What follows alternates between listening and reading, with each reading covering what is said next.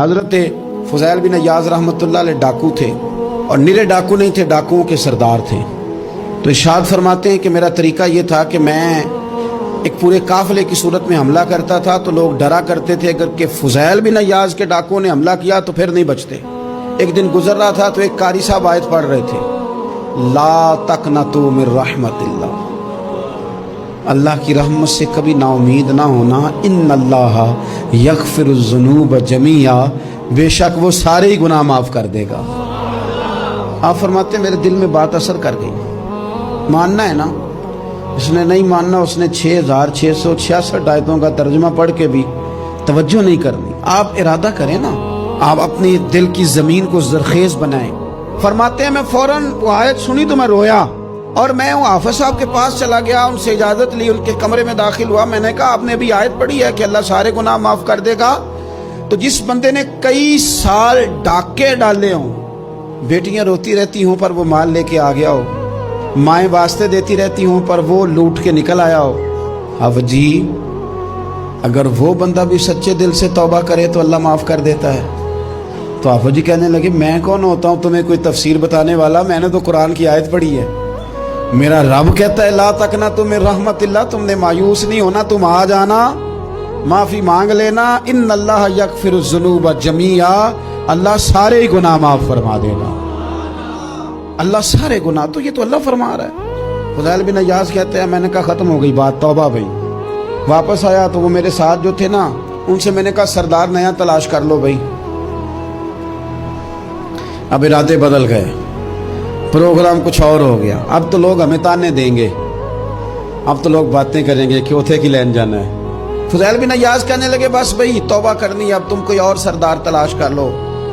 اور اوپر سے نہیں کہا، توبہ کی تقریریں نہیں کی، دوسروں کو میسج نہیں بھیجے، اور لیکچر نہیں جھاڑے، رو کے کہا، درد سے کہا، دل سے کہا۔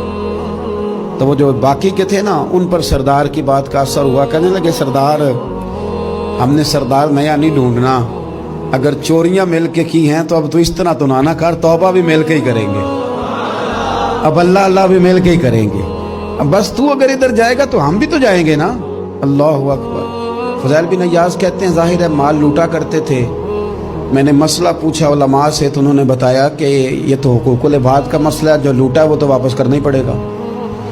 اب میں نے وہ پیسے جمع کیے، اب سارے تو میرے پاس تھے نہیں، جتنے میں دے سکتا تھا دیے، جو کھا چکا تھا وہ رہ گئے۔ ایک یہودی کے پیسے رہ گئے، اس کے گھر چلا گیا، میں نے جا کے اسے کہا میاں میں نے کر لیا توبہ، اور میں وہ فضیل بن عیاض ڈاکو ہوں جس کے تیرے گھر سے اتنا مال لوٹا تھا، میرے پاس پیسے کوئی نہیں، وہ پیسے لگ گئے، اب تو اس طرح کر مجھے معاف کر دے۔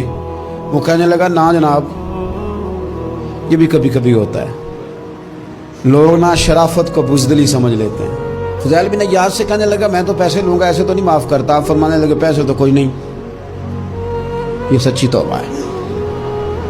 وہ کہنے لگا پھر اس طرح کرو، میری اونٹوں کو چارہ ڈالو، پیسے پورے ہوئے تو چلے جانا۔ کل ڈاکو تھے، ابھی وہ تلوار چلانی آتی ہے، نیزہ چلانا آتا ہے، ڈٹنا آتا ہے، اعصاب مضبوط ہیں، مسئلہ کوئی نہیں، لیکن توبہ سچی کی ہے نا، یہ سچی توبہ والے لوگوں کا طریقہ ہے۔ اس سے کہہ سکتے تھے کہ جا جتھو لب دینی لے لے، تجھے کہا معاف کر دے، تو تیار ہی نہیں ماننے کو۔ حضرت فضیل بن عیاض کہنے لگے اگر اونٹوں کو چارہ ڈالنے سے تو معافی دیتا ہے نا، تو میں تیرے اونٹوں کو چارہ ڈالنے کو بھی تیار ہوں، کیونکہ راضی اللہ کو کرنا ہے، اپنے ضمیر سے بوجھ اتارنا ہے، بندوں کے سامنے سرخرو نہیں ہونا، اللہ کے حضور ہونا ہے۔ توبہ کا مطلب ہے رب کوئی بارگاہ میں سرخرو ہونا، بندوں کے سامنے نہیں۔ حضرت فضیل بن عیاض سے کہنے لگے ڈالیں گے تیرے اونٹوں کو چارہ، کیوں نہیں ڈالنا۔ 2-4 دن چارہ ڈالا تو وہ یہودی ایک دن کہنے لگا کہ یہ نا ٹھیکریوں سے بڑی ہوئی تھیلی ہے، یہ تو ذرا اٹھا کے لا۔ حضرت فضیل بن عیاض نے اٹھا کے اسے دی، جب اس نے کھولی تو اشرفیوں کی بھری ہوئی تھی۔ تو آپ فرمانے لگے تو کہہ رہا ٹھیکریاں اٹھا کے لا۔ کہنے لگا میں تورات بڑی پڑھتا ہوں، عالم ہوں، میں نے تورات میں پڑھا تھا کہ مسلمان جب سچی توبہ کر لیں گے نا تو رب ٹھیکریوں کو بھی سونا بنا دیا کرے گا، پھر یہ مٹی کے ڈھیلے اشرفیاں بنا کریں گے۔ تو میں نا تیری توبہ چیک کر رہا تھا، یہ اس میں نے روڑے بڑے ہوئے تھے، لیکن تو اٹھا کے لایا، تو تیری توبہ بھی سچی ہے اور تمہارا دین بھی سچا ہے، اب اس طرح کہا رہا معافی اس شرط پہ دوں گا کہ مجھے کلمہ پڑھا تاکہ میں بھی مسلمان ہوں.